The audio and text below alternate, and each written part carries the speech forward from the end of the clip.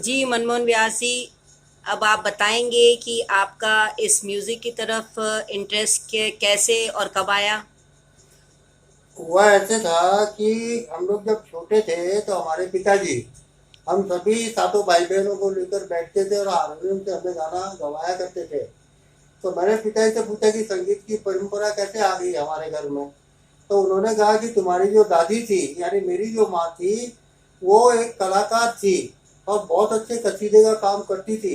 ये फूट कला का हमारी दादी से ही हम लोगों के अंदर आया है और इसी वजह से भरत जी ने कविता और संगीत के अंदर नाम रोशन किया और पिताजी ने अभिनय में अपना नाम रोशन किया। मैं आपको बीच में इंटरप्ट करना चाहूँगी। अभी आपने भरत जी का नाम लिया, आप बताएंगे ये भरत जी कौन है। और आप। भरत जी मेरे पिताजी के बड़े भाई थे, गीतकार थे फिल्मों में, और उनसे एक बड़े भाई और थे जनार्दन जी व्यास। वो कथावाचक बहुत अच्छे थे, बीकानेर में ही रहते थे, लेकिन भरत जी और पिताजी विलेपार्ला जूट स्कीम में रहते थे। और उसके बाद में जब मैंने पिताजी से कहा कि मुझे आप जिस तरह से हारमोनियम बजाते हैं, मुझे बजाने का बड़ा शौक है, ये मैं कैसे बजा सकता हूँ। तो पिताजी ने मुझसे कहा कि सबसे पहले कोई बहुत ही सरल गाना हो, उसे तुम्हें याद करना पड़ेगा। तो मैंने मन में सोचा सबसे सरल गाना कौन सा हो सकता है। तो मैंने पिताजी से कहा मैं जनगण मन गा सकता हूँ। बोले बहुत अच्छी बात है, तुम जनगण मन गाओ। तो मैंने जनगण मन गाया। तो उन्होंने कहा हाँ बरोबर, तुम गा तो लेते हो बरोबर, अब यही स्वर तुमको हारमोनियम में पकड़ना है। तो ये तुम प्रैक्टिस करो कि जन गण मन अधिनायक जय हे, बस यहाँ तक तुम बजाओ। उसके बाद में तुम उसी की प्रैक्टिस करते रहो। यूं करते करते करीब 6-7 महीने के बाद में मैं जनगण मन पूरा बजाने लगा। उसके बाद में कुछ माँ सरस्वती की कृपा हुई कि अब तो मैं बहुत ही अच्छी तरह से बजा लेता हूँ और मुझे किसी प्रकार का कुछ पता भी नहीं चलता कि मैं कैसे बजा लेता हूँ। तो ये संगीत का मैं यही समझता हूँ कि कोई कुदरती हमारे घर के अंदर आया है, गॉड गिफ्ट ही समझ सकता हूँ मैं इसको। क्योंकि कि वंशानुगत कोई चीज चलना ये गॉड गिफ्टेड ही हो सकती है, और तो कोई सिखा नहीं सकता है।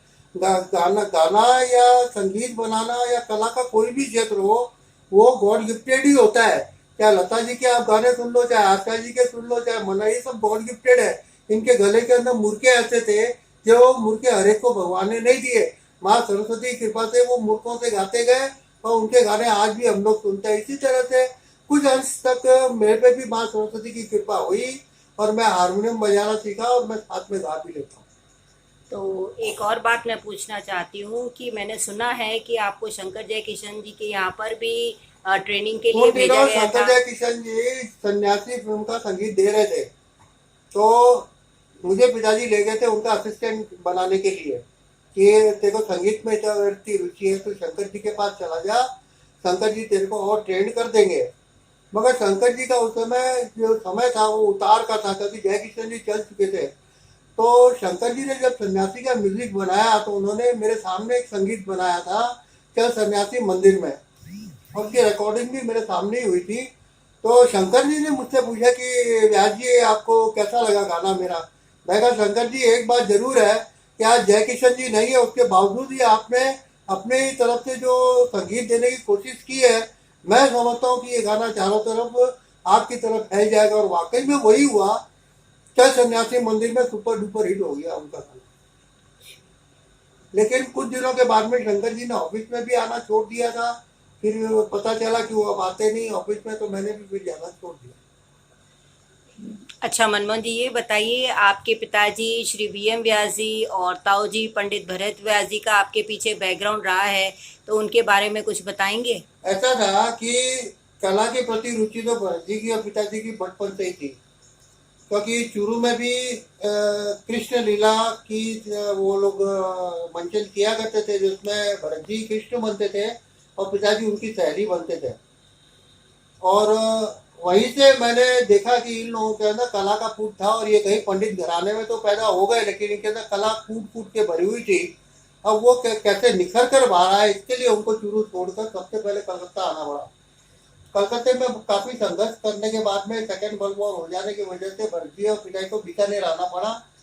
कई दिनों इन्होंने कथावाचक का भी काम किया, लेकिन भरत जी बीकानेर से जुगाड़ बिड़ाकर और पूना पहुंच ही गए डब्ल्यू जेड अहमद के यहाँ, जहाँ पे शालीमार कंपनी थी उनकी, और वो कई फिल्में बनाते थे। भरत जी ने हमारे कई फिल्मों का डायरेक्शन किया, संवाद लिखे और गाने लिखे और काफी अच्छा मतलब उनका काम चल पड़ा था वहाँ पे रामानंद सागर, चंद्रशेखर जी, भारत भूषण और कई फिल्मी के नामी गिरामी लोग वही वर्दी के असिस्टेंट भी रहे हुए हैं उस जमाने में।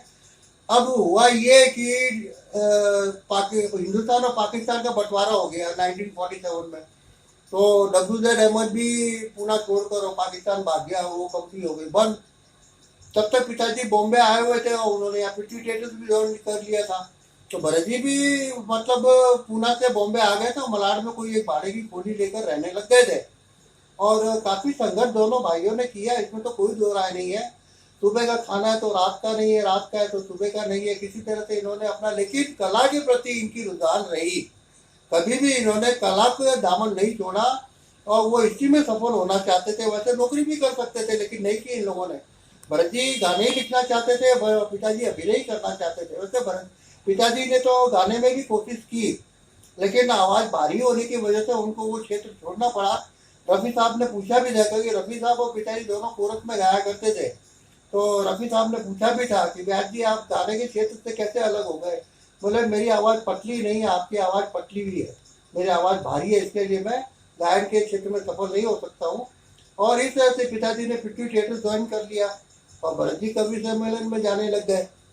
कवि सम्मेलन में भरत जी के ऊपर नजर पड़ी वी शांताराम जी की और उसके बाद तो भरत जी शांताराम जी यानी दो जिस्म और एक जान जैसी स्थिति हो गई। न तो शांताराम जी भरत जी को छोड़ पाए, न भरत जी शांताराम जी को छोड़ पाए और कई ऐसी फिल्में उन्होंने दी है जिनके गाने आज आप लोग सब सुनते ही हैं। ए मालिक तेरे बंदे हम दो आंखें 12 हाथ से है, तूफान और दिया से, निर्बल से लड़ाई, नवरंग से आधा है चंद्र, तो मेरी सॉन्ग। तो इस तरह से भरत जी का काम चल पड़ा गीतकार के रूप में। और पिताजी की पहली पिक्चर आई बरसात, कल पृथ्वी थिएटर्स के अंदर राज कपूर, शम्मी कपूर, शशि कपूर, पापा जी और कई ऐसे थे जो वहाँ पे नाटकों के अंदर पापा जी का काम किया करते थे। और राज कपूर ने जब पहली पिक्चर बनाई बरसात तो उसमें नरगिस के फादर का रोल उन्होंने पिताजी को ही दिया और वाकई में पिताजी के जो डायलॉग उस पिक्चर में उन्होंने बोले और जो उनकी आवाज़ आई है, तो ऑपेरा हाउस में जब पिताजी पिक्चर देखने गए बरसात तो उन्होंने ये कहा कि मेरे आगे जो लोग बैठे थे वो ये कह रहे थे कि तो पापा जी जेવું એવું भारी आवाज केवू છે मानस जो केवू राज कपूर लाग्यो છે એમને। तो यानी पिताजी को इतनी खुशी होती थी कि उनके काम की तारीफ पब्लिक किया करती थी थिएटर के अंदर बैठ के। तो उसके बाद पिताजी को भी कभी मौका ही नहीं मिला, काम इतना मिलता गया, इतना मिलता गया, बरसात सुपर डुपर हिट हो गई। न तो पिताजी ने फिल्मों का दामन छोड़ा, न फिल्मों ने पिताजी को छोड़ा और वो काम करते ही गए। अच्छा मनमोहन जी, हमने सुना है भी आप भी गुनगुनाने का शौक रखते हैं, तो कोई आप अपने ताऊ जी पंडित भरत व्यास जी। मैं संगीत के अंदर बहुत ज्यादा रुचि रखता हूँ क्योंकि मुझे संगीत अनायास ही खींच लेता है, पता नहीं ये कुदरती है। मैं जब जॉब किया करता था तो कभी कभी कहीं रेडियो में या कहीं कोई टेप में कोई बढ़िया गाना बजता था तो मैं अपने सारे काम भूलकर वो गाना सुनने के लिए खड़ा हो जाता था। अत्यधिक तो रामलाल जी का जो गाना था पंख होते तो उड़ाती रहे, मुझे बहुत ही प्यारा लगता है। वो कंपोजिशन बहुत जबरदस्त थी उस गाने की, मुझे बहुत प्यारा लगता है। तो मैं कई दफे सुनने के लिए खड़ा ही हो जाता था, मैं काम भी भूल जाता। तो ये कुछ पता नहीं कुदरती मेरे अंदर है। और वैसे भी मैं कभी भी काम पे जाता था मतलब गुनगुनाता ही रहता था। मुझे संगीत का पता नहीं क्या एक अजीब सा ही मतलब ऐसा आनंद आता है कि मैं सब कुछ भूल जाता हूँ। मुझे 4 दिन भूखा भी रख दिया जाए और अगर बढ़िया संगीत हो तो मुझे पता ही नहीं चलेगा कि मैं भूखा हूँ। तो फिर क्यों ना आपके सामने हारमोनियम भी रखा हुआ है, तो आप कुछ गुनगुना कर बताएंगे। हाँ बिल्कुल, क्यों नहीं। इसके अंदर मैं सबसे पहले तो मैं अपने ताऊ जी की प्रार्थना जो है वो मैं आप लोगों को बताना चाहता हूँ क्योंकि भरत जी ने जो ये प्रार्थना लिखी है वो ये सोचकर लिखी थी कि ये सिर्फ मैं अपने हिंदुस्तान वासियों के लिए नहीं लिख रहा हूँ, ये प्रार्थना दुनिया के कोने कोने तक जाए और भगवान से लोग यही प्रार्थना करें कि हमको सद्बुद्धि दे और हमारे अंदर कोई बढ़ने की भावना न हो क्योंकि आने वाला समय बहुत विकट है। ये कवि की पहले से दूरदर्शिता इस गाने के प्रार्थना के अंदर दिखाई देती है और उन्होंने बहुत साफ शब्दों में लिख दिया था, ये अंधेरा घना चाह रहा तेरा इंसान घबरा रहा। यानी उस वक्त कैसी स्थिति के अंदर भरजी ने ये प्रार्थना लिखी होगी, ये एक काल्पनिक रूप से अगर हम समझे तो मैं समझता हूँ कि उस वक्त भी कोई इतनी भयानक स्थिति जैसी कि आज है। तो मैं सबसे पहले भरजी की वो प्रार्थना ही आप लोगों को सुनाना चाहता हूँ जी।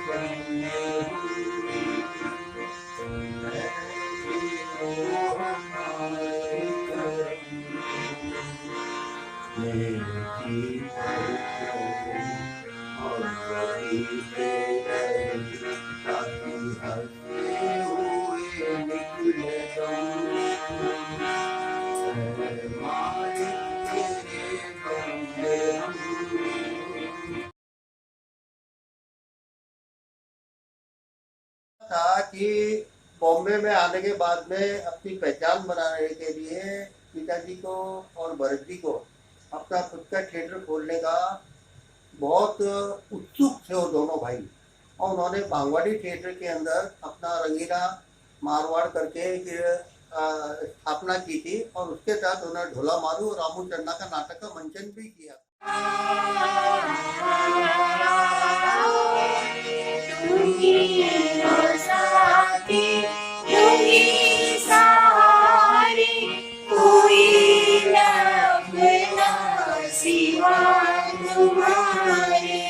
दया की दृष्टि सदा ही रखना, तुम्ही हो बंधु सखा, तुम्ही हो माता पिता, तुम्ही हो बंधु सखा, तुम्ही हो। जो खिल सके ना वो फूल हमें, तुम्हारे चरणों की धूल हमें